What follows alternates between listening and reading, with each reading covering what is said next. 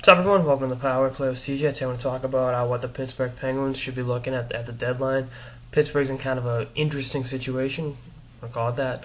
Malkin's hurt. I think he'll be back within 2 weeks. I said that about Crosby 2 years ago. And, obviously it was wrong, but I don't see him being out that long. But I still think they need some help both up front and on defense. Actually, more so on defense. I don't think people realize that their decor is kind of weak. And after last night's 4-1 loss to Carolina.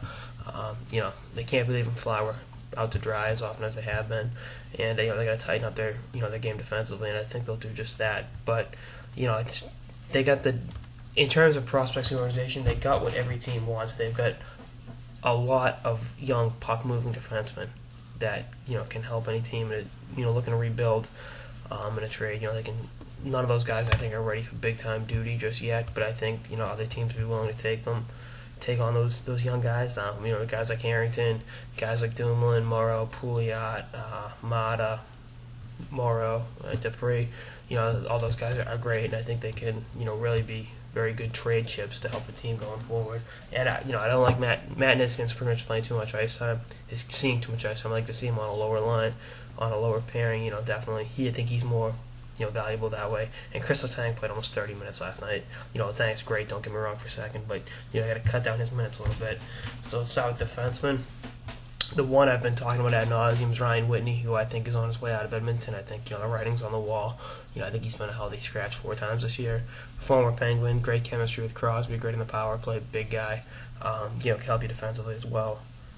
And I think he can really make a difference on that blue line, and really be an effective player. Number 2, Jordan Leopold, another former Penguin, depth player. Just like Whitney, I think he's a free agent at the end of the year. I know Whitney is. I'm pretty sure Leopold is. You can get him on the cheap, but I wouldn't. I think they'll inquire about him. They traded for him 2-3 years ago.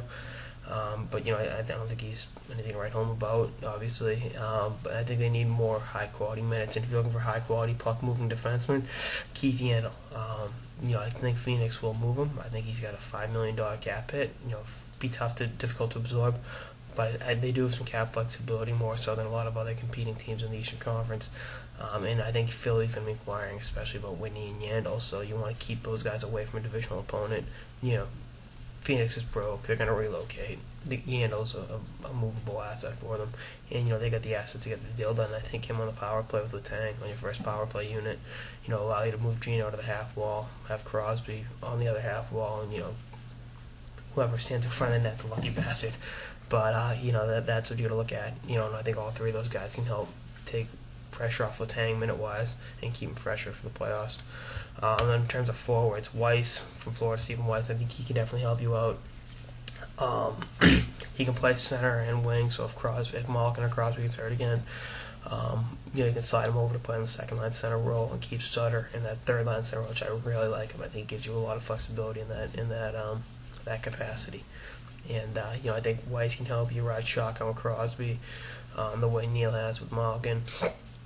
Going forward, once you get your whole complement of centers back, and I think that's a pretty good move. Flores about to fire sale, so he might not be the only one available. And then kind of a long shot, but Anaheim's in it for some reason. They're really shocking a lot of people. Victor Fath is the reason, I should say. But Corey Perry's a free agent at the end of the year. I talked about that ad nauseum. I think if Pittsburgh can roll the dice and acquire him, or if not, Bobby Ryan.